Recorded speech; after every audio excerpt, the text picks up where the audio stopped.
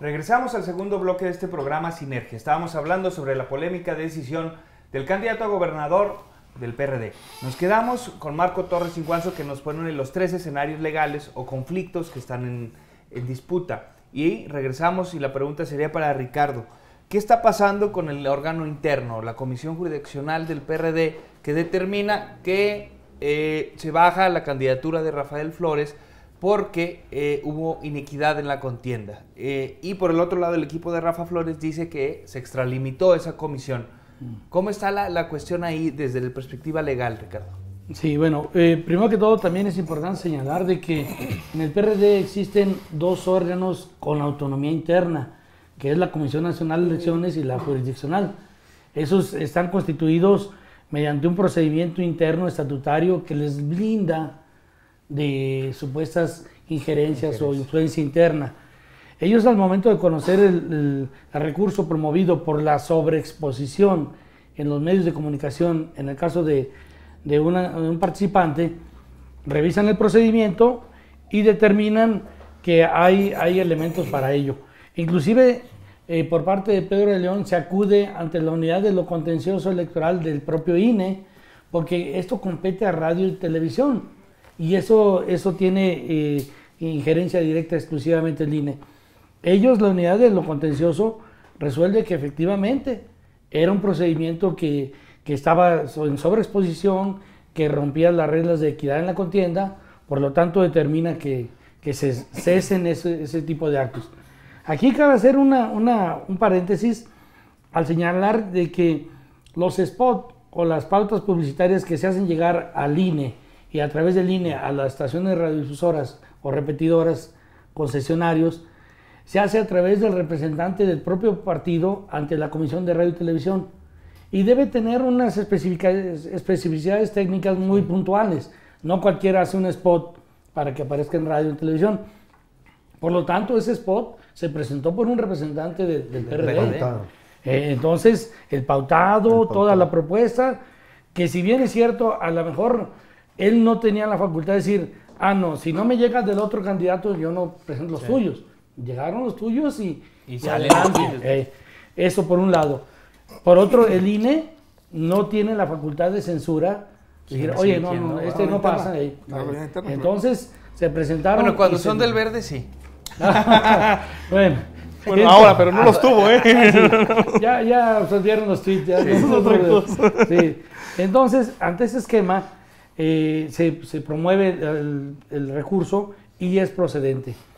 La Comisión Jurisdiccional señala que le asiste la razón a los quejosos, en este caso a Pedro de León y José Narro, por lo que argumentaron, pero no se toman las medidas para comentar a las radiodifusoras que cesen la transmisión de los spots. O al INE decirle que... Así es. Y entonces van ellos, los mismos quejosos, ahora al Tribunal Electoral del Poder Judicial de la Elección, mediante la promoción del recurso de revisión del procedimiento especial sancionador, pues para solicitar que se apliquen. Y efectivamente, ellos van y le señalan mediante su recurso que ellos vieron y oyeron los comerciales. Eso es el detalle. Dice, yo vi y oí que hay un comercial de Rafael Flores que sigue apareciendo y hay un acuerdo de la unidad técnica que lo bajen. Por lo tanto, solicito que inicies procedimiento sancionador. El propio órgano se lo niega y se van hasta el tribunal. Y en el tribunal les dan la razón, señalan que no obstante que ellos no contaban con la información, toda vez que los hechos que denunciaron se registraron a través de los sentidos, del oído y de la vista, pues dijeron, el INE sí tiene los medios para monitorear. Tiene el Sistema Nacional de Monitoreo que da seguimiento a toda la pauta publicitaria las 24 horas del día de las estaciones máximas de los estados que tienen contienda electoral. Y le señaló, fuiste omiso en tu resolución, porque inclusive se te dijo que cada 48 horas estuvieras al tanto de que no hubiera esta publicidad. Sí.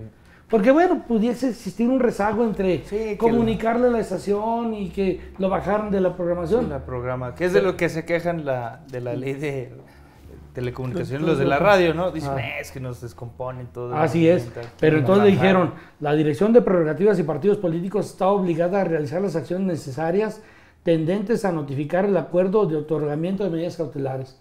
Ese sí era una obligación del órgano y no lo realizó.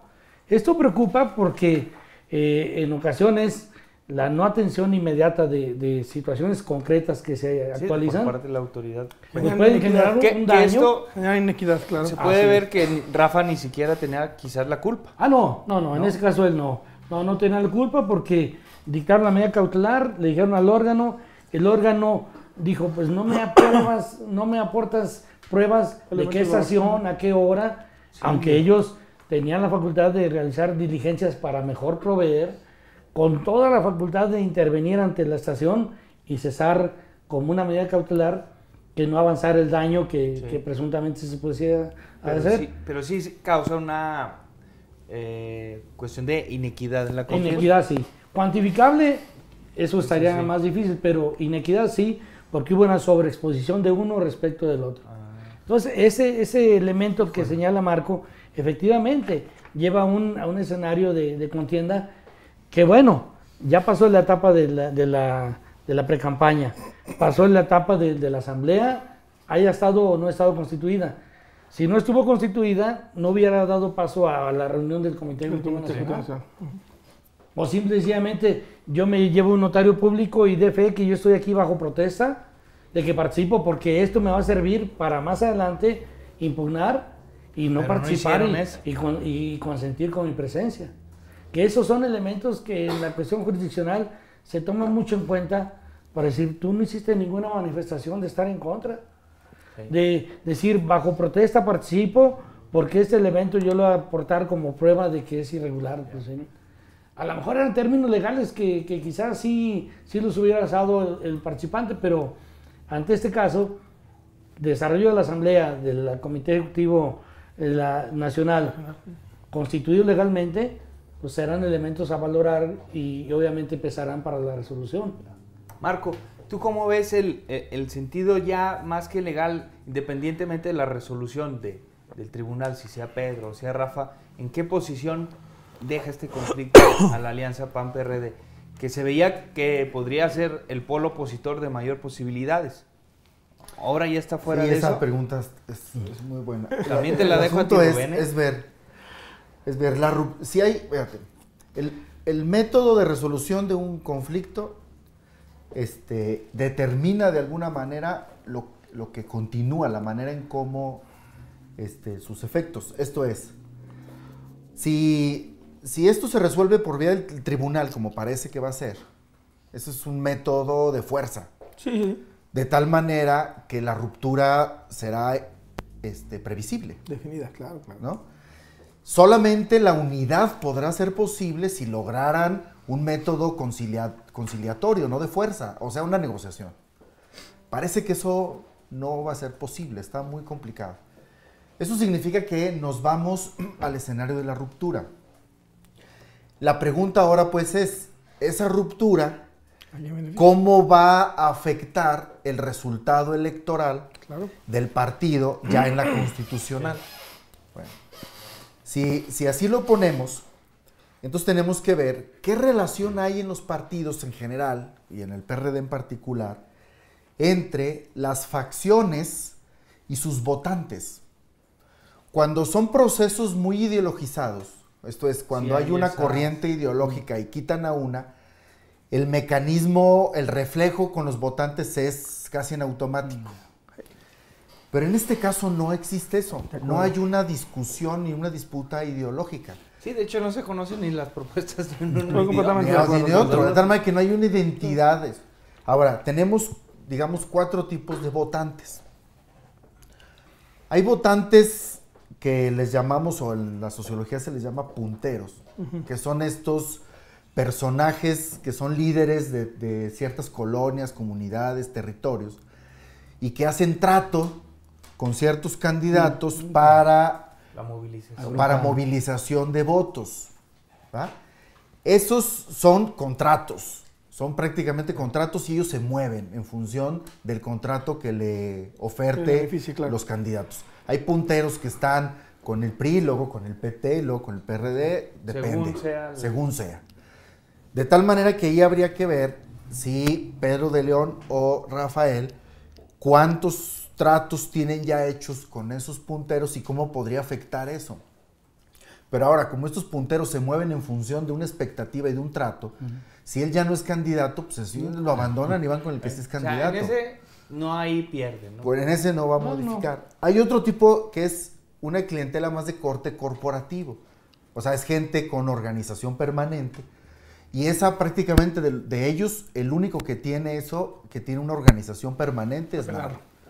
¿Ah? Nada más, con él sí afectaría ese bloque, claramente. Pero ni Pedro ni Rafael tienen eso. El otro es lo que le llamamos el voto por marca. O sea, la gente que vota... ¿Por el partido o por el aspirante? Por el partido, fundamentalmente. Gente que dice, no, pues es que yo generalmente voto PRD o PT, ¿no? Que es un porcentaje más o menos considerable. Sí. ¿Va? En el PRD más. En el PRD está muy marcado. En el PRD, sobre todo, está muy marcado. se vio muy claro cuando el desprendimiento de Andrés Manuel, la expectativa es que iba a derrumbarse, y la marca no se derrumbó. O sea, la marca como marca no se derrumbó como era de esperarse. Incluso hay voto diferenciado en el caso de Andrés Manuel.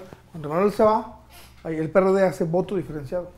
O sea, votas PRD, no sé, delegación, y hay un porcentaje de votantes que les podríamos llamar los votantes simpatizantes del candidato, directamente el candidato, pero no es mucho. Identificación candidato. Si hacemos ese análisis y si pudiéramos tener alguna hipótesis en cada uno de ellos por mediciones anteriores, yo no veo que modifique demasiado.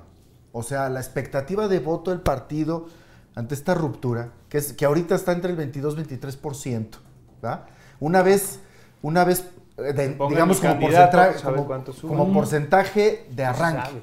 Así es. Porcentaje de arranque, porque cuando arrancas con un porcentaje puedes subir o puedes bajar en la contienda. Sí. Pero como porcentaje de arranque, entre 22-23% de este partido, yo no veo que estas rupturas les vaya a bajar demasiado, ¿no? Esto es, ¿por qué? Pues por esta ruptura que hay entre las estructuras partidarias y la estructura de votantes. Sí. Entonces acá definen a otro candidato y la estructura de votantes no se modifica en automático.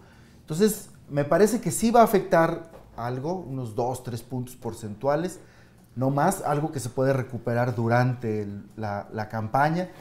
Entonces, una vez que definan ya el candidato específicamente, en este caso si se mantiene Pedro de León, o el tribunal resuelve darle razón al Consejo Estatal y no sé qué, y cambiaran, el porcentaje no creo que se afecte demasiado. Muy bien, pues vamos a un corte y regreso contigo para que nos des tu posición sobre el efecto de las disputas internas en el PRD. Gracias. Regresamos.